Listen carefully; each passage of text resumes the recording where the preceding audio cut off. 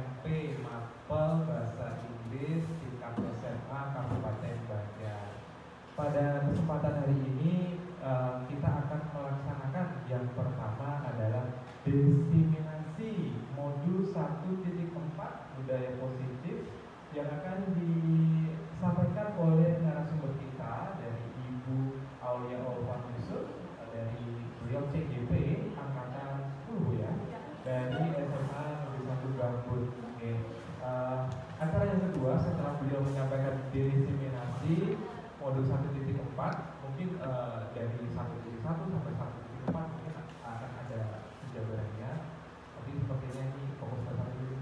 Nah, itu nanti selesai beliau menyampaikan modulnya akan kita akhiri dengan penutupan MGMP mata pelajaran Bahasa Inggris tingkat SMA Kabupaten Banjar pada semester 2 tahun ajaran 2023-2024.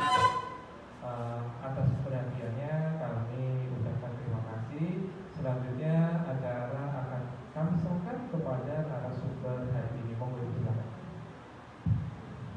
Terima kasih Pak Wildan untuk kesempatannya. Terima kasih juga Bapak Ibu sekalian yang berbahagia. Alhamdulillah hari ini saya merasa sangat bahagia karena kita bisa berkumpul lagi di kegiatan komunitas kita, yaitu musyawarah guru mata pelajaran Bahasa Inggris Kabupaten Banjar, yang insya Allah juga hari ini adalah hari terakhir atau penutupan untuk semester ini Pak ya. Nah, ulun berbahagia bisa menjadi bagian dari kegiatan ini dan bisa berkontribusi terhadap pendidikan khususnya di ruang lingkup Kabupaten Banjar. Bapak Ibu sekalian yang berbahagia, pada kesempatan hari ini saya mau sharing saja kepada Bapak Ibu sekalian terkait apa yang sudah saya pelajari di kegiatan pendidikan guru penggerak ini ya. Alhamdulillah guru penggerak ini sudah sampai dengan angkatan 10 Pak, dan akan mulai nanti angkatan 11 di bulan Juli gitu ya. Nah, mudah-mudahan apa yang nantinya akan ulun sampaikan pada kegiatan hari ini bisa bermanfaat di kegiatan pembelajaran, proses pembelajaran Bapak Ibu di sekolah. Karena dari judul atau dari tema hari ini itu budaya positif Pak Wildan. Nah, di mana budaya positif ini sangat penting untuk kita ketahui. Bahkan saya sendiri merasa bersyukur karena mengikuti kegiatan guru penggerak itu maka mendapatkan ilmu ini Pak. Walaupun sebelumnya sudah pernah gitu, tapi gambaran saja sebentar. Namun kemudian setelah mengikuti kegiatan itu lebih bertambah lagi wawasan terkait hal itu, dan sangat bagus sekali Pak. Dan mudah-mudahan nanti apa yang belum sampaikan ini nanti bisa berimbas kepada kita semua, dan mudah-mudahan juga materi budaya positif ini akan berdampak positif nantinya.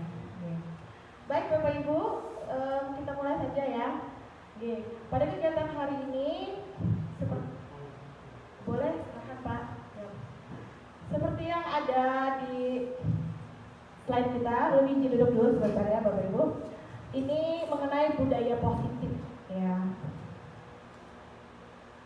Nah, kegiatan hari ini itu bersifat sharing saja, pengetahuan dan pengalaman saya ya, CGP setelah mempelajari modul 1.4 budaya positif. Nah, apabila Bapak Ibu hadirin memiliki pertanyaan atau masukan atau pendapat, bisa disampaikan nanti di akhir presentasi pada sesi tanya jawab. Meeting team line hari ini yaitu introduction, warm up activity, presentation, dan Q&A ya, question and answer. Oke Bapak Ibu, table of content-nya ada 6 yang ingin rencananya disampaikan pada kegiatan hari ini. Yang pertama, disiplin positif dan nilai-nilai kebajikan universal. Yang kedua, teori motivasi, hukuman dan penghargaan, restitusi. Yang ketiga, keyakinan kelas.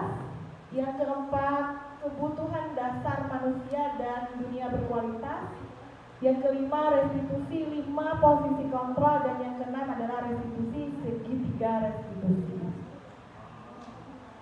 Bapak Ibu sebelumnya pernah mendengar kata restitusi nggak? Pernah ya? Oke, mungkin sebagian daripada Bapak Ibu juga sudah menjalankan yang disebut, apa yang disebut dengan restitusi. Gitu ya? Apa Pak? Restitusi pajak? Iya, pajak. Oke. Nanti kita akan mendalaminya lebih jauh terkait restitusi yang ada di dalam dunia pendidikan, gitu ya. Oke. Baik Bapak Ibu, ini saya mau Bapak Ibu ada apa namanya ya, activity dulu. Kita mau ice breaking dulu sebelum kita memulai kegiatan ini. Bapak Ibu boleh berdiri Bapak Ibu? Siap. Oke. Nah, Bapak Ibu, kita mau bermain yang namanya cobalah buka. Jangan buka baju ya. Bukan cobalah buka gitu. Nah, Anda dan teman Anda akan melakukan kegiatan cobalah buka. Nah, silakan siapa yang mau berperan sebagai A dan siapa yang mau sebagai B. Yang A itu apa yang apa? Nah, yang A itu tugasnya adalah mengepalkan salah satu tangan. Mengepalkan salah satu tangan. Ya, bayangkan di dalam genggaman tangan Anda itu adalah sesuatu yang sangat berharga. Apa mungkin ya? Anggap aja pokoknya sesuatu berharga apa itu? Istri nggak di situ ya? Atau itu berlian nggak di situ ya? Atau warisan ya? Pokoknya sesuatu yang sangat berharga ya? Dengan sekuat tenaga. Nah, yang B bertugas untuk membuka bagaimanapun caranya, bisa dengan membujuk, bisa menghardik, mengintimidasi, memarahi, menggoda, menggelitik tidak boleh, bahkan menawari uang. Menawari uang agar Anda bersedia membuka kepalan tangan. Gimana? Bisa dimengerti?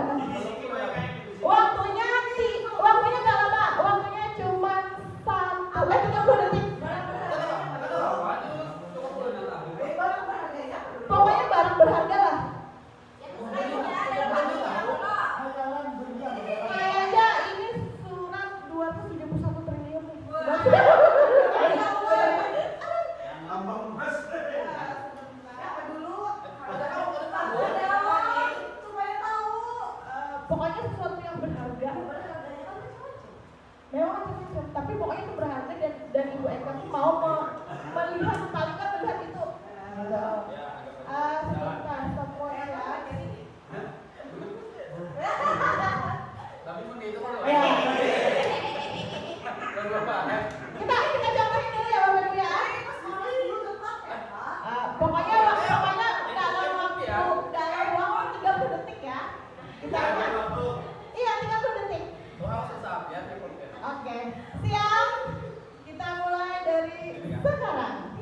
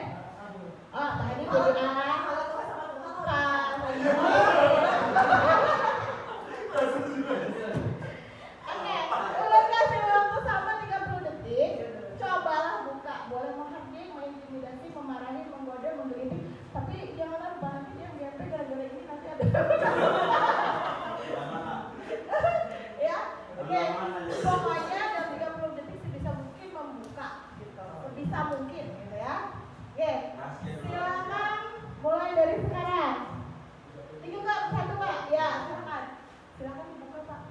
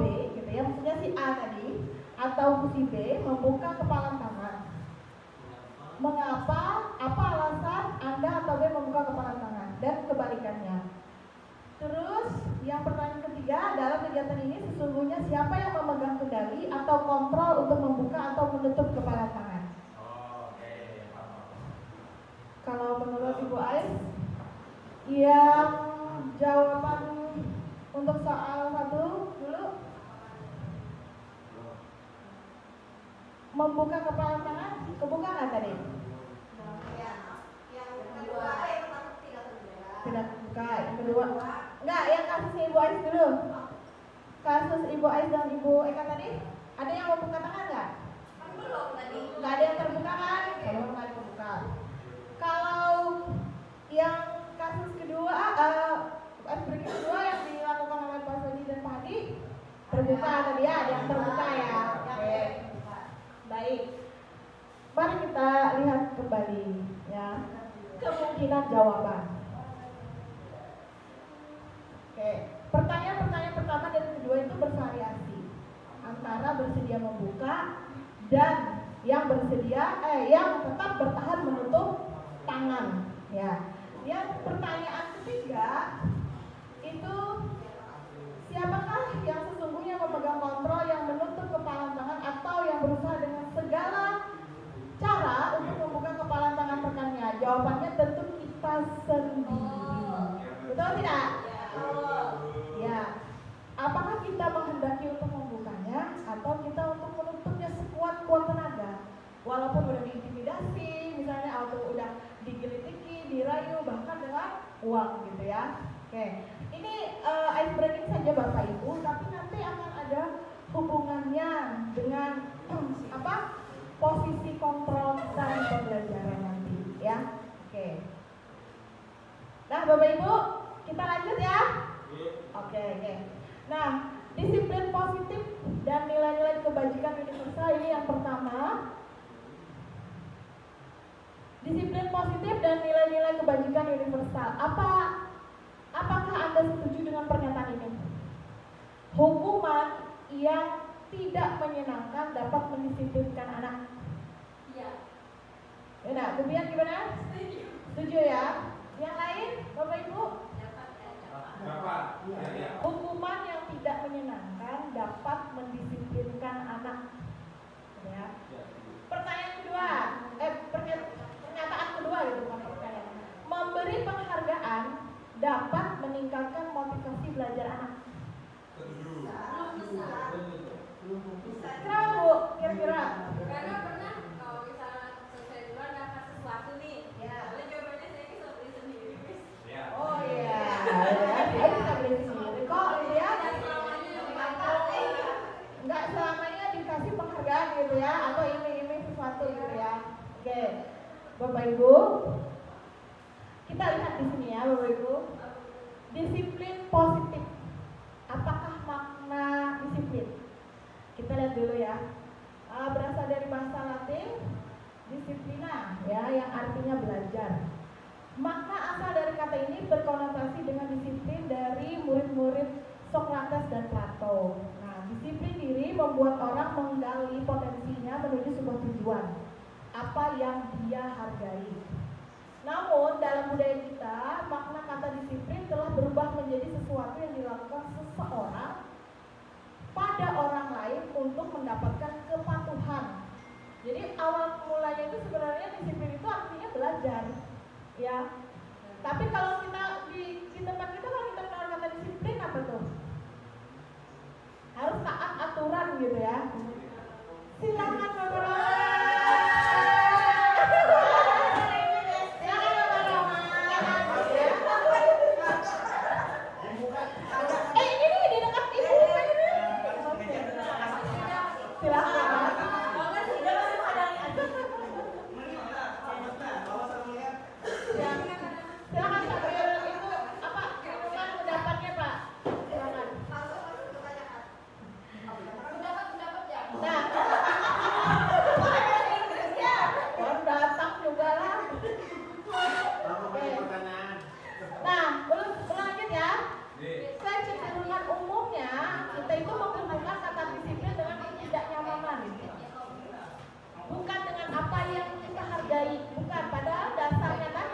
Belajar karena ada sesuatu yang kita hargai gitu. Atau pencapaian satu tujuan yang mulia. Sebenarnya itu ya Bapak Ibu. Nah, nilai kebajikan universal. Nilai kebajikan universal. Nilai-nilai kebajikan adalah sifat-sifat positif manusia yang merupakan tujuan mulia yang ingin dicapai setiap individu. Nilai-nilai tersebut bersifat universal dan lintas bahasa, suku bangsa, agama maupun latar belakang, Bapak Ibu. Ya. Ini menurut Dr. William Glasser pada teori kontrolnya pada tahun 1984, setiap perilaku atau perbuatan memiliki satu tujuan. Pasti ada tujuannya. Dengan mengaitkan nilai-nilai kebajikan yang diyakini seseorang, maka motivasi intrinsiknya akan terbangun, sehingga menggerakkan motivasi dari dalam untuk dapat mencapai tujuan mulia yang diinginkan. Nah, ini pendapat dari Diana Gosa tahun 1998. Nilai-nilai kebajikan yang ingin dicapai oleh setiap anak Indonesia, ini anak Indonesia nih ya. Kalau anak Indonesia itu kita sekarang mengenalnya di kurikulum merdeka dengan profil pelajar Pancasila. Itu nilai kebajikan universal. Beriman, bertakwa kepada Tuhan Yang Maha Esa dan berakhlak mulia, mandiri, bernalar kritis, berkebinekaan global, gotong royong dan kreatif. Kelebihan. Nah, dari beberapa institusi atau organisasi, kalau profil pelajar Pancasila yang saya sebutkan tadi, tapi ada yang lain. Misalnya dari IDEO Primary Years Program itu, PYP itu menyebutkan ada banyak di situ, misalnya toleransi, rasa hormat, integritas, mandiri, menghargai, bla bla bla dan sebagainya, Bapak Ibu. Kalau dari 9 pilar karakter Indonesia Heritage Foundation atau IHF itu ada cinta Tuhan dan segenap ciptaannya, kemandirian, kejujuran, hormat dan lain-lain. Kemudian petunjuk seumur hidup dan keterampilan hidup. Nah, keterampilan hidupnya dapat dipercaya, lurus hati, pendengar yang aktif, dan yang lainnya, Bapak Ibu. Jadi itu nilai-nilai kebajikan universal yang ingin kita tanamkan kita. Yang berikutnya yaitu teori motivasi, hukuman dan penghargaan serta restitusi. Ini menarik Bapak Ibu sekalian. Saya juga menemukan hal baru di sini ketika mempelajari ini, yang menggeser sedikit paradigma lah, gitu ya. Oke, kita ke teori motivasi perilaku manusia dulu Bapak Ibu. Teori perilaku manusia itu ada 3. Yang pertama, untuk menghindari ketidaknyamanan hukuman. Benar gak? Dan ini level 1. Level 1 masih. Jadi kalau misal kata ini terjadi pada diri kita atau murid kita, berarti ini kita masih memiliki namanya motivasi eksternal. Takut dihukum. Ya kan? Oke. Yang kedua, untuk mendapatkan imbalan dari orang lain, yaitu tadi penghargaan, ya. Apa yang akan saya dapatkan apabila saya melakukannya. Ini masih motivasi eksternal. Masih level 2. Artinya sudah lebih baik dari level 1. Jadi dia sudah meninggalkan yang namanya takut pada hukuman, tapi sudah beranjak kepada ingin sesuatu. Jadi effortnya lebih gitu. Yang ketiga, untuk menghargai diri sendiri Bapak Ibu. Saya akan menjadi orang yang seperti apa bila saya melakukannya. Gitu ya. Dia sudah berpikir, kita sudah berpikir mau seperti apa kalau kita melakukan itu. Nah, itu yang disebut dengan tumbuhnya motivasi internal. Tujuan disiplin positif. Bapak Ibu sekalian ya. Hukuman dan konsekuensi. Nah, tadi ada 3 kan Bapak Ibu sekalian levelnya. Yang pertama karena hukuman, ya. Yang kedua karena penghargaan, masih eksternal keduanya. Yang ketiga internalnya adalah karena diri sendiri, kesadaran diri. Nah, kita pelajari dulu apa itu hukuman. Hukuman adalah sesuatu bersifat tidak terencana. Jadi ini Bapak Ibu ya, hukuman itu sesuatu yang tidak terencana. Tiba-tiba anak atau murid tidak tahu apa yang akan terjadi dan tidak dilibatkan. Hukuman bersifat satu arah, gitu. Dari pihak guru yang memberikan dan murid hanya menerima suatu hukuman tanpa melalui suatu kesepakatan atau penghargaan dari pihak guru, baik sebelum atau sesudahnya. Hukuman yang diberikan bisa berupa fisik maupun psikis. Murid atau anak disakiti oleh suatu perbuatan atau kata-kata, Bapak Ibu. Ya. Nah, yang berikutnya hukuman dan konsekuensi. Ada hukuman, ada konsekuensi. Kita lihat apa itu konsekuensi. Kita sering kan mendengar kata ada konsekuensinya loh, gitu ya. Oke. Nah, konsekuensi merupakan sesuatu yang sudah terencana. Kalau hukuman tidak terencana, kalau konsekuensi itu sudah terencana dan sudah disepakati, sudah dibahas dan disetujui oleh murid dan guru. Umumnya bentuk-bentuk konsekuensi dibuat oleh pihak guru atau sekolah. Murid sudah mengetahui sebelumnya konsekuensi yang akan diterima bila ada pelanggaran. Pada konsekuensi, ini kita kasih tebal gitu ya. Di bawah situ, murid tetap dibuat tidak nyaman untuk jangka waktu pendek. Ya. Kalau hukuman bisa panjang, kalau ini dalam waktu pendek. Konsekuensi biasanya diberikan berdasarkan suatu data yang umumnya dapat diukur, Bapak Ibu. Nah, yang ketiga, tadi pembahasan kita adalah restitusi. Tadi Pak Wildan katanya ada sering juga ya dengan restitusi. Oke, kita sudah sering.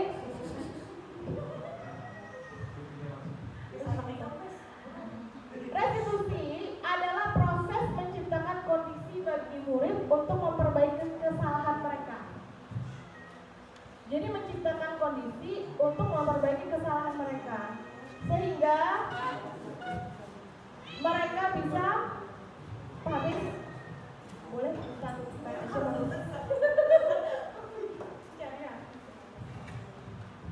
Nah, tadi saya ulang, sehingga mereka bisa kembali pada kelompok mereka dengan karakter yang lebih kuat, gitu ya.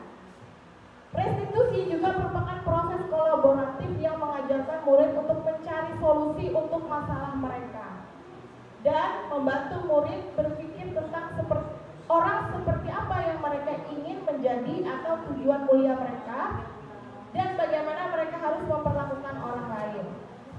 Saya lanjutkan. Nah, ini ciri-ciri restitusi Bapak Ibu. 9 ciri-ciri restitusi. Yang paling dasar itu adalah mereka menebus kesalahan. Jadi mereka menebus kesalahan untuk belajar dari kesalahan. Yes. Nah, ya menebus kesalahan gitu ya. Mereka menebus kesalahan mereka dan setelah itu mereka belajar dari kesalahan itu. Nanti kita ada nih nanti di belakang kayak apa contoh restitusi Bapak Ibu. Dan selanjutnya memperbaiki hubungan, tawaran, bukan paksaan Bapak Ibu. Jadi bukan memaksa gitu ya. Menuntun untuk melihat ke dalam dirinya, mencari kebutuhan dasar, kemudian fokus pada solusi. Ini ya. Jadi kalau restitusi itu fokus pada solusi, gitu ya. Kalau hukuman, yang penting mereka melakukan yang kita suruh, gitu. Kalau konsekuensi, mereka melanggar sesuatu harus menerima konsekuensi, masih merasa tidak nyaman. Nah, tapi kalau restitusi, mereka yang menawarkan dirinya untuk memperbaiki kesalahannya, gitu. Ya, nanti ada contohnya Bapak Ibu ya. Nah, berikutnya yang ketiga yaitu keyakinan kelas. Keyakinan kelas ini mengapa tidak peraturan saja gitu ya? Mengapa harus keyakinan kelas? Ini saya yakin Bapak Ibu sudah banyak melakukan ini ya untuk mengenai keyakinan kelas. Okay. Mengapa kita memiliki peraturan harus menggunakan helm contohnya bila mengendarai kendaraan roda 2? Kira-kira kenapa Bapak Ibu? Mengapa kita memiliki peraturan harus menggunakan helm bila mengendarai kendaraan roda 2? Mengapa? Keamanan gitu ya. Oke. Mengapa kita memiliki peraturan 3M misalnya menggunakan masker, mencuci tangan, menjaga jarak 1,5 meter khususnya pada waktu terjadi pandemi gitu ya. Oke. Mengapa kita memiliki peraturan harus datang tepat waktu pada saat mengikuti pelatihan misalnya? Jawabannya itu ada di bawah Bapak Ibu. Ya. Untuk mendukung motivasi intrinsik kita. Kembali ke nilai-nilai keyakinan lebih menggerakkan seseorang dibandingkan mengikuti serangkaian. Ya. Serangkaian ini terpotong ya Bapak Ibu. Ya. Mengikuti serangkaian yang sebelumnya tadi. Ya. Dibandingkan dengan hukuman ataupun konsekuensi. Nah, ini keyakinan kelas Bapak Ibu. Kalau kita lihat itu ini kalau dalam matematika apa sih namanya ya? Bagian di dalam kecil terus bagian lupa ya, itu di bahasa Inggris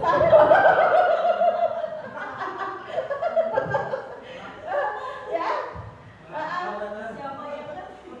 Udah saking lamanya kita nggak boleh. Ya. Apa itu istilahnya? Peraturan kelas, keyakinan kelas, kemudian lingkungan positif, budaya positif. Ini lingkarannya Bapak Ibu. Jadi semakin keluar, kalau kita menerapkan budaya positif, itu yang lain-lainnya ada di dalamnya. Ya, mengcover semuanya. Nah, ini keyakinan kelas. Bapak Ibu sudah pernah melakukan keyakinan kelas kan ya? Nah, jadi ini hanya menguatkan lagi. Satu, berdiskusi dengan rekan sejawat ya. Mengenai kesepakatan kelas bahasa Inggris ya. Pemetaan gitu ya. Kemudian sosialisasi, lalu aksi nyata. Nah, ini contoh aksi nyata keyakinan kelas yang saya terapkan Bapak Ibu. Ya, tapi ini contohnya enggak belum diajarkan di sini. Misalnya keyakinan kelas mapel bahasa Inggris untuk 10/4. Karena kita bahasa Inggris, kita buat dalam bahasa Inggris. Misalnya come on time gitu ya. Oke. Speak politely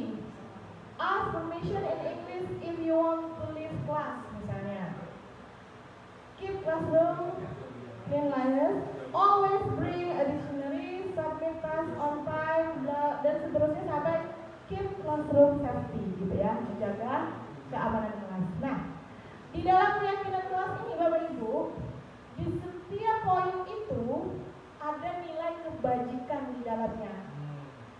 Jadi yang kita angkat itu kebajikannya. Kalau kamu on time, kamu memenuhi nilai kebajikan yang mana? Kalau kamu speak politely, gitu ya, dengan sopan, ya, dengan sopan ini contohnya misalnya apa juga? Misalnya meminta tolong, betul, mau meminjam sesuatu, gitu ya kan, dengan sopan, nggak yang lempar, sini, gitu kan, gitu kan, nah, gitu. Kalau kita punya keyakinan kelas, nanti kita enak merestitusinya, Bapak Ibu, ya. Nah, yang berikutnya kebutuhan dasar manusia dan dunia berkualitas. Kebutuhan dasar manusia dan dunia berkualitas. Bapak Ibu, manusia itu pasti punya kebutuhan kan? Iya. Kebutuhan dasar itu menurut Dr. William Glasser itu ada 4 ya Bapak Ibu. Ya, ada 5. Yang paling dalam atau yang paling dasar itu adalah bertahan hidup. Survival gitu. Kira-kira benar nggak Bapak Ibu? Bertahan hidup? Benar ya? Kemudian ada kasih sayang dan rasa diterima juga ada. Kebebasan, kesenangan, penguasaan Bapak Ibu. Ya. Ini sebenarnya Bapak Ibu video, ya. Iya, video di sini kebutuhan dasar manusia. Nah, tapi sepertinya video ini apa ya? Boleh siapa? Ya. Boleh lihatkan di sini saja ya.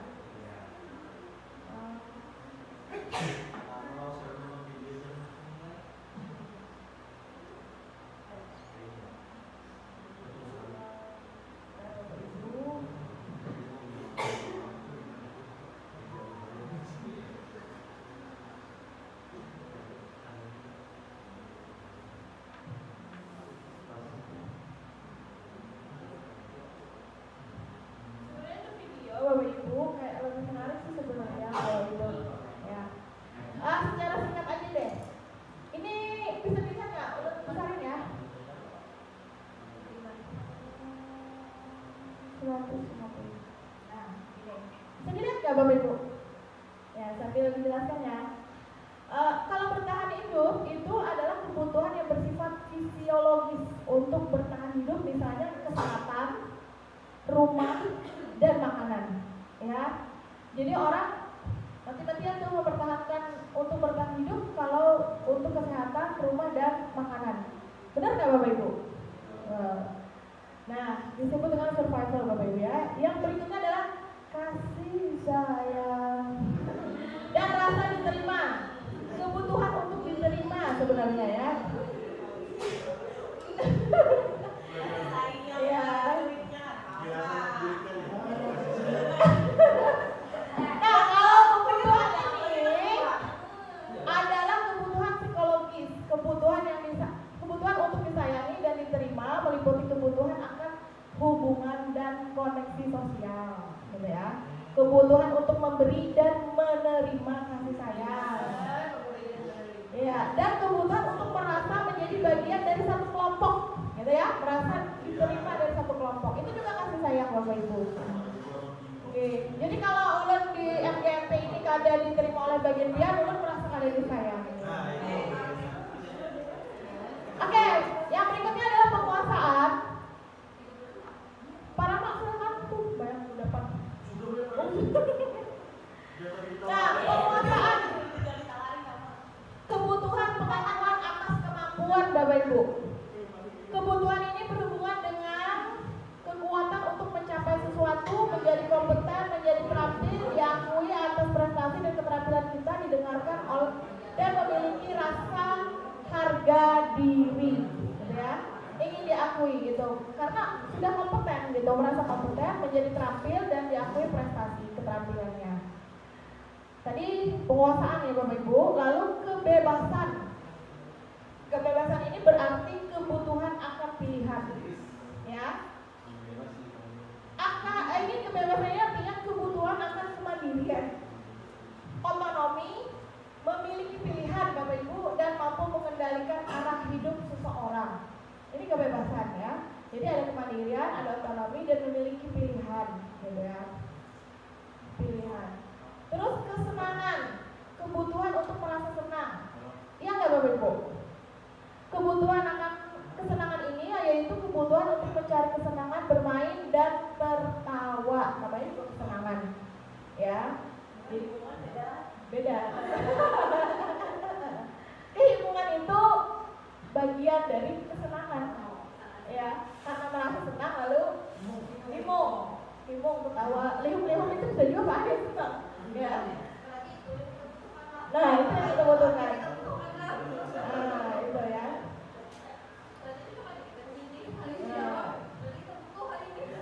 Oke. Lalu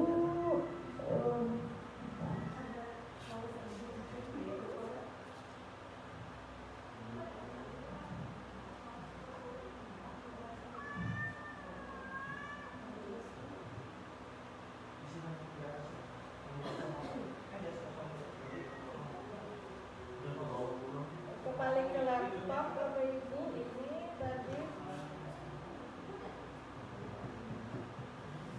Oke, sedikit aja. Nah, coba Bapak Ibu, mari kita cermati contoh berikut ini. Nah, ini ada contoh. Tahun ini Dimas genap berusia 17 tahun. Ada ya? Ia senang sekali ketika ayahnya mulai mengajarkan cara menyetir mobil. Nah, ini 17 tahun nih usia anak baru kita Bapak Ibu ya. Nah, setiap akhir pekan ia berlatih menyetir. Ia terlihat senang sekali berlatih sampai akhirnya ia bisa menyetir mobil dengan baik dan lancar. Ketika ibunya bertanya pada Dimas, apa yang membuat dia ingin bisa menyetir mobil? Ketika jawaban Dimas adalah seperti ini. Kebutuhan apa yang ingin dia penuhi? Gitu ya. Nih yang ada 4 ini jawaban Dimas.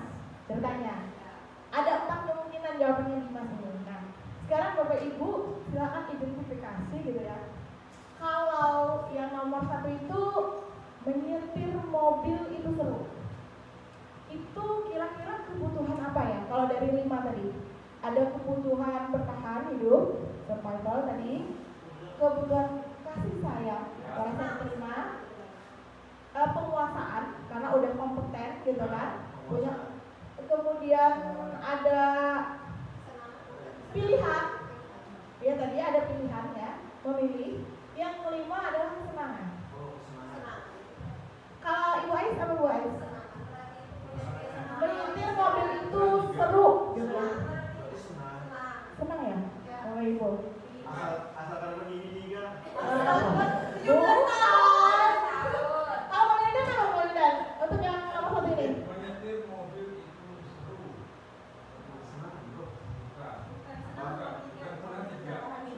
Atau kita amati dulu, amati 4-4-nya dulu.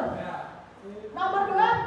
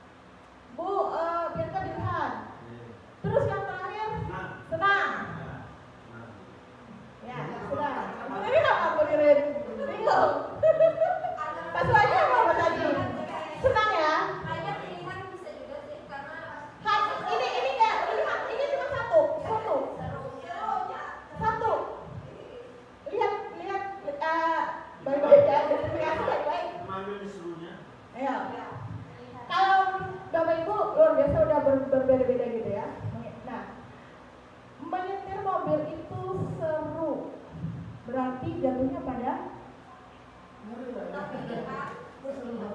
kesenangan. Karena dia ngatain itu seru. Dia senang dulu baru seru. Seru itu karena merasa senang gitu ya Bapak Ibu. Nah, Ini seru kalau senang.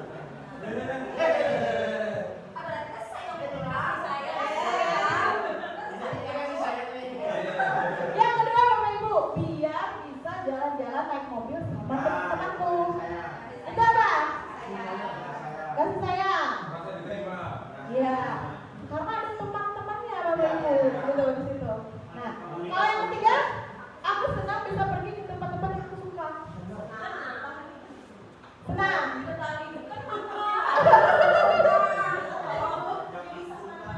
Oh iya, ya bisa jadi ya. Kalau Bu Ririn, aku Bu Ririn. Tahu apa? Jawabnya? Pilihan. Oke. Bapak Ibu, jawabannya adalah pilihan. Memang kata-katanya aku senang gitu ya, senang. Karena senangnya kenapa? Karena dia bisa ke tempat-tempat yang aku suka. Berarti tempat-tempatnya nggak satu, dia bisa memilih. Dengan jalan mobil dia bisa memilih. Ya. Oke. Nah, yang terakhir yang keempat. Kalau seandainya si Dimas ini mengatakan, aku merasa bangga dan keren. Berarti dia mau melengkapi kebutuhan apa? Iya, penguasaan. Karena dia merasa dia mampu menyetir lalu diakui gitu ya, keren gitu. Iya, itu. Jadi kalau semua unsurnya terpenuhi, ya kan? Berarti dia memenuhi kebutuhan yang 5 itu, ya Bapak Ibu. Ya. Apa sih hubungannya Bapak Ibu kalau kita mempelajari ini? Nanti terkait tentang bagaimana kita mengidentifikasi murid-murid kita. Ya, di situ. Karena ketika nanti jatuhnya pada waktu ada sebuah konflik gitu ya, atau sebuah masalah, maka kita mengidentifikasi murid kita berdasarkan kebutuhan ini. Gitu ya. Oke. Ini dunia berkualitas. Singkat aja Bapak Ibu, dunia berkualitas ini adalah tempat khusus dalam pikiran Anda, tempat Anda menyimpan gambaran representasi dari semua yang Anda inginkan. Jadi itu yang disebut dunia berkualitas. Ya.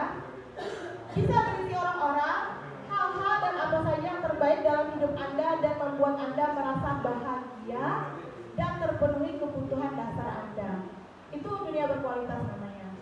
Jadi ketika nanti hubungannya kalau kita misalnya melakukan penyelesaian masalah tapi tidak menyelesaikan masalah, misalnya dengan hukuman misalnya, nanti bisa membuat dunia berkualitas ini jadi nggak berkualitas gitu ya. Murid yang paling terakhir ini Bapak Ibu, murid kita juga mempunyai gambaran dunia berkualitas mereka. Tentunya sebagai guru, kita ingin mereka memasukkan hal-hal yang bermakna dan nilai-nilai kebajikan yang hakiki ke dalam dunia berkualitas mereka. Bila guru dapat membangun interaksi yang memberdayakan dan memerdekakan murid, maka murid akan meletakkan dirinya sendiri sebagai individu yang positif dalam dunia berkualitas karena mereka menghargai nilai-nilai kebajikan. Nah, yang kelima adalah restitusi. Nah, ini tadi Bapak Ibu. Kita tadi ada apa namanya? Ice breaking tadi ya. Buka tutup tadi ya. Hanya Pak Hadi yang bisa membuka hatinya Pak Suhaji tadi. Karena sudah jadi. Sudah jadi. Sudah diatur Pak ya. Oke. Nah, coba kita lihat kasus ini dulu. Restitusi. 5 posisi kontrol. Jadi ada 5 posisi kontrol. Jadi kita lihat kasus ini dulu Bapak Ibu. Anto, bisa bantu dulu baca Pak? Silakan.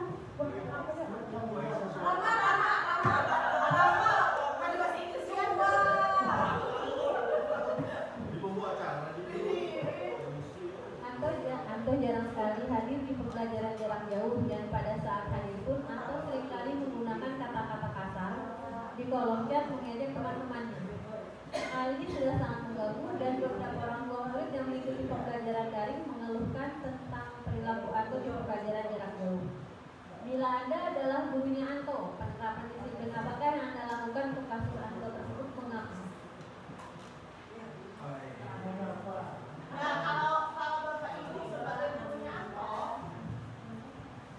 Bapak Ibu jadi gurunya Anto, penerapan disiplin apa nih yang akan Bapak Ibu kira-kira mau tanya nih, boleh Pak? Ya, kalau misalnya nih Pak Suwaji jadi gurunya Anto gitu nih, dengan kasus ini. Apa yang terjadi dengan siswa? Jadi kita tidak bisa langsung mengangkat mungkin di latar belakang orang tuanya atau apa, salah satunya.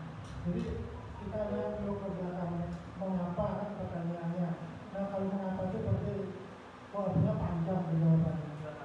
Jadi kita lihat di latar belakangnya. Kalau mengapa, baru kita bertindak. Kita selidiki lah maksudnya. Terima kasih Pak Suwaji, luar biasa memang. Kita nggak bisa mengkhianati hasil ya kalau sudah senior ini.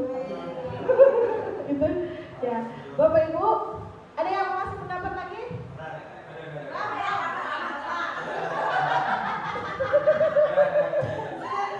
Pak Ajit, kalau Pak Ajit jadi gurunya apa? Kira-kira Pak Ajit di apa yang kasih apa nih? Yang ngambil lompat Suwaji 2 Hah? diperiksa dulu permasalahan kenapa di bisa berkata pokok di kebiasaan kita itu menjadi langsung siswanya. Luar biasa, tepuk tangan dulu kita kan.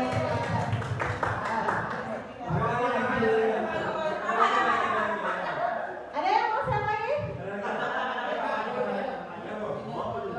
Belum ketiga sama kan bisa. Oke. Nah, Bapak Ibu sekalian, luar biasa ya kalau jawabannya tadi kayak Pak Suwaji dan Pak Ajit tadi. Berarti Anda di posisi yang mana bisa lihat di sini. Nah, kita bicara mengenai posisi kontrol nih ya. Nah, ternyata posisi kontrol itu ada 5 Bapak Ibu. Yang pertama, posisi kontrol itu penghukum. Yang merah itu ya Bapak Ibu, penghukum. Itu yang pertama. Makanya tadi tingkatan motivasi tadi yang paling awal karena takut hukuman. Nah, makanya gurunya sebagai apa? Penghukum. Gurunya juga di level 1 tuh. Berarti kalau guru kita sebagai penghukum. Kemudian membuat orang merasa bersalah. Itu kedua. Yang ketiga teman, yang keempat memantau, yang kelima manajer. Mari kita lihat satu-satu Bapak Ibu. Nanti Ulun akan share ini, mungkin bisa nanti untuk bahan ya. Menghukum itu contohnya guru berbuat apa? Nah, guru berbuat menghardik, menunjuk-nunjuk, menyakiti, menyindir. Oke. Guru berkata, kata-katanya apa? Kalau kamu tidak melakukannya, awas ya, rasakan ya. Nah, itu udah kita sebagai penghukum tuh, ciri-cirinya. Hasil memberontak, ya kan? Lalu menyalahkan orang lain, berbohong. Dia kayak gitu hasilnya. Lalu kaitan dengan dunia berkualitas tadi, murid meletakkan guru di luar dunia berkualitasnya. Ya, jadi kita ini nggak akan ada di dalam ingatan dia. Ya, ingatannya ada, tapi di luar dunia berkualitas tuh yang menghukum aku dulu tuh. Ya kan? Nah, itu tuh yang pokoknya apa-apa yang berhubungan dengan hukuman-hukuman dia akan ingat lalu ditempatkan di dunia tidak berkualitas, Bapak Ibu. Ya, oke. Murid berkata, nah muridnya apa? Contohnya, biarkan saja, nanti juga marah-marah lagi. Ya kan, Bapak Ibu? Kita temuin kan kayak gitu. Dampak pada murid mengulangi kesalahan. Jadi kalau hukuman ini seberat apapun akan mengulangi lagi. Ya, itu dia. Nah, yang kedua, geser sedikit membuat rasa bersalah. Terus terang, saya sering melakukan ini Bapak Ibu. Saya sendiri sering melakukan ini. Ya. Berceramah dan mengatakan seharusnya ibu kecewa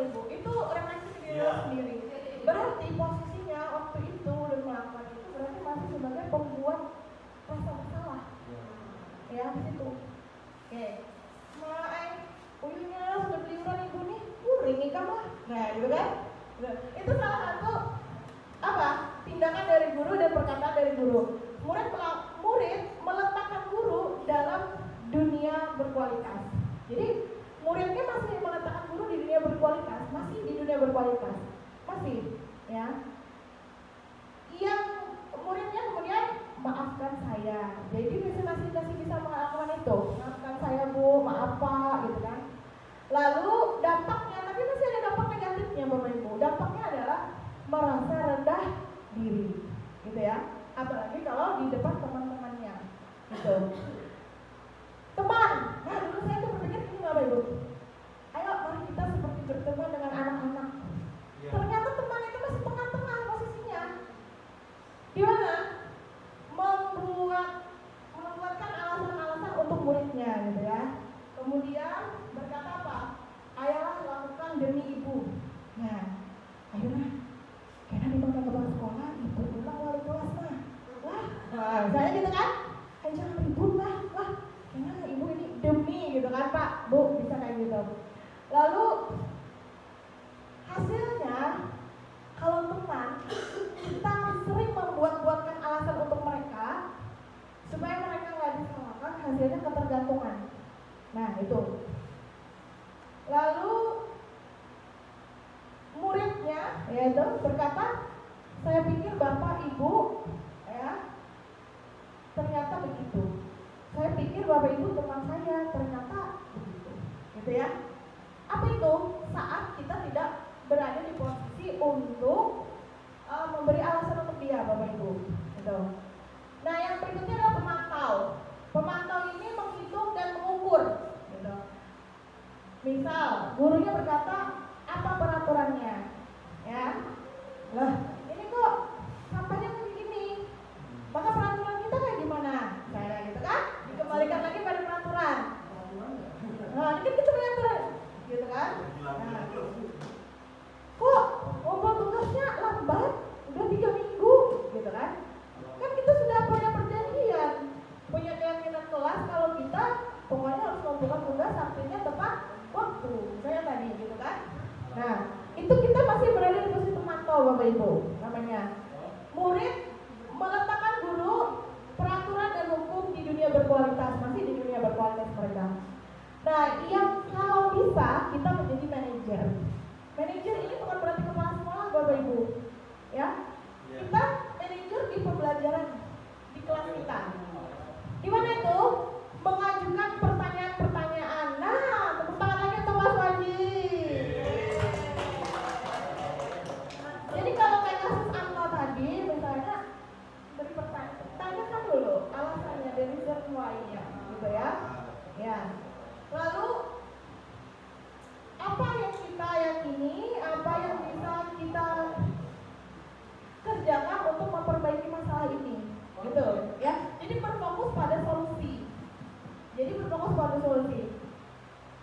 Lalu si hasilnya pada siswa atau pada murid itu menguatkan pribadinya, gitu ya, menguatkan pribadinya. Murid meletakkan dirinya sebagai individu yang positif dalam dunia berkualitas, dan murid berkata bagaimana caranya saya bisa memperbaiki keadaan. Ya, jadi itu tadi dia menawarkan dirinya, terus gimana Pak Ulun nih, harus kayak apa Ulun, nah, gitu kan. Jadi dia menawarkan, bukan kita yang memberikan penawaran. Dampak pada murid, ini dampaknya mengevaluasi diri, bagaimana cara memperbaiki diri. Nah, kalau dia udah memperbaiki dirinya, lalu muncullah unsur intrinsik dari diri. Nah itu Bapak Ibu ya, 5 posisi kontrol, mudah-mudahan nanti kita bisa mengarah ke manajer. Supaya nih kita meninggalkan 2 posisi di belakang itu, ya, menghukum dan rasa bersalah itu. Jangan sampai Bapak Ibu, apalagi anak SMA itu tidak seperti anak di SD, gitu ya. Mereka langsung menangis, misalnya. Mereka tidak serta-merta memperlihatkan emosinya atau emosionalnya, gitu ya. Tapi itu bisa membekas menjadikan kita ini atau pendidikan menjadi dunia tidak berkualitas buat dia, Bapak Ibu. Nah yang terakhir Bapak Ibu, restitusi, segitiga restitusi. Oke. Di pendidikan guru penggerak ini juga Bapak Ibu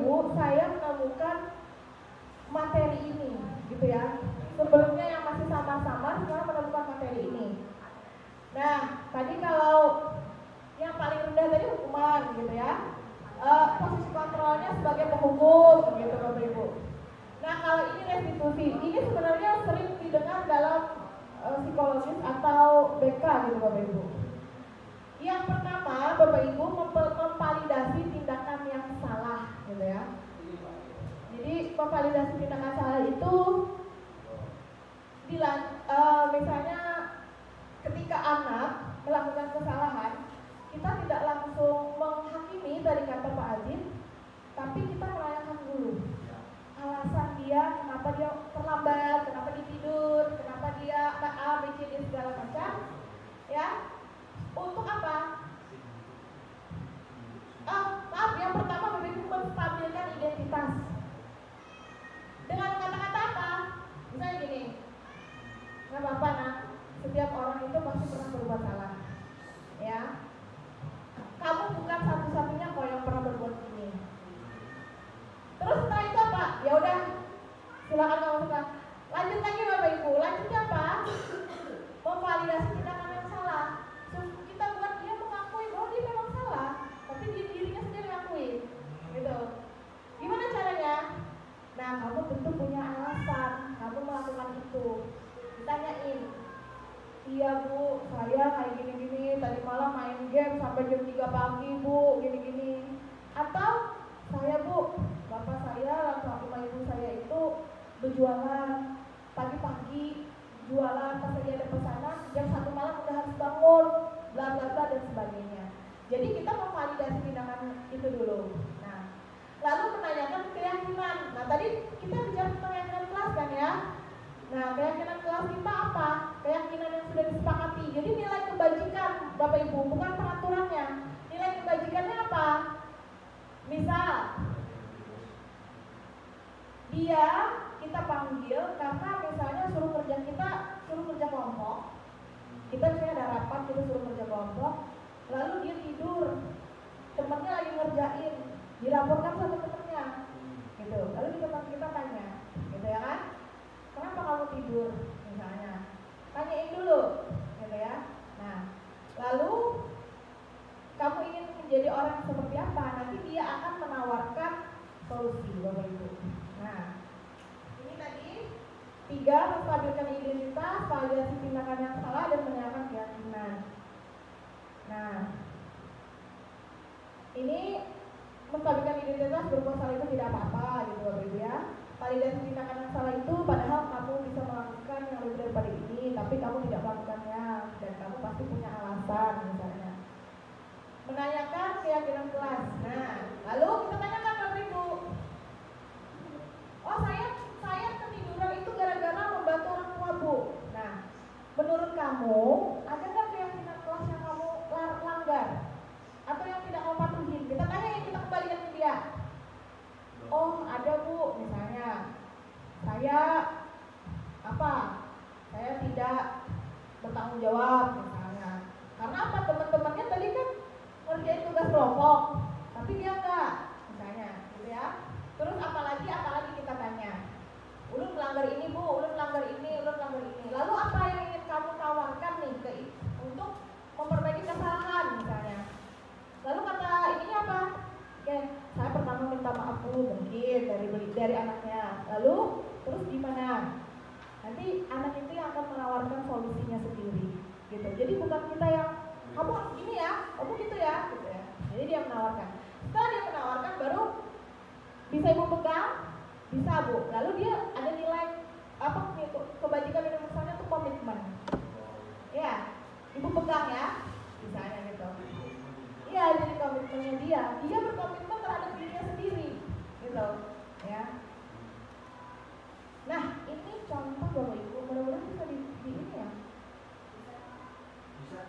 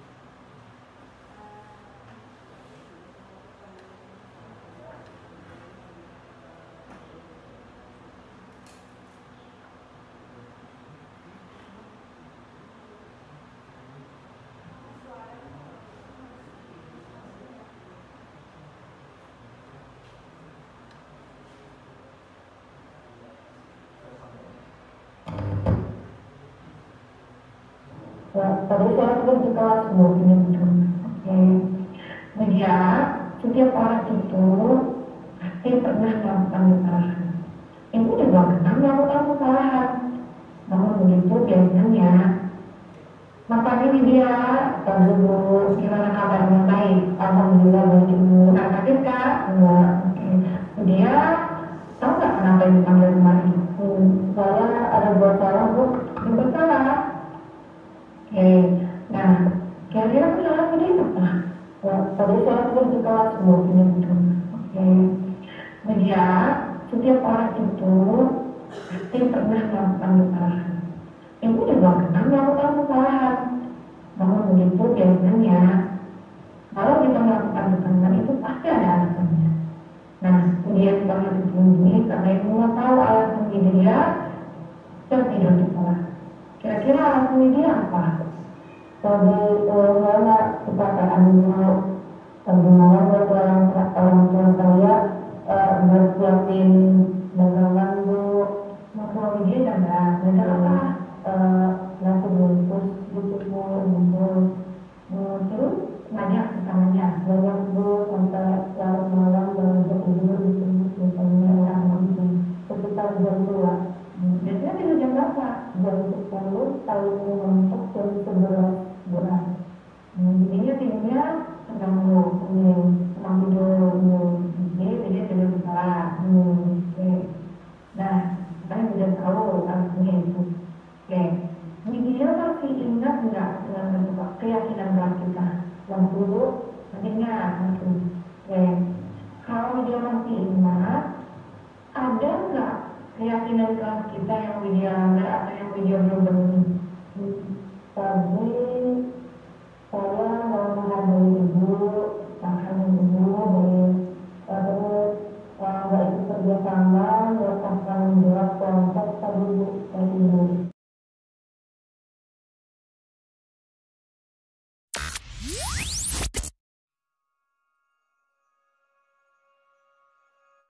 Assalamualaikum warahmatullahi wabarakatuh. Waalaikumsalam warahmatullahi wabarakatuh. Good morning everyone. Good morning, ma'am. How are you today? I'm fine, thank you. And you? Thank you. Okay.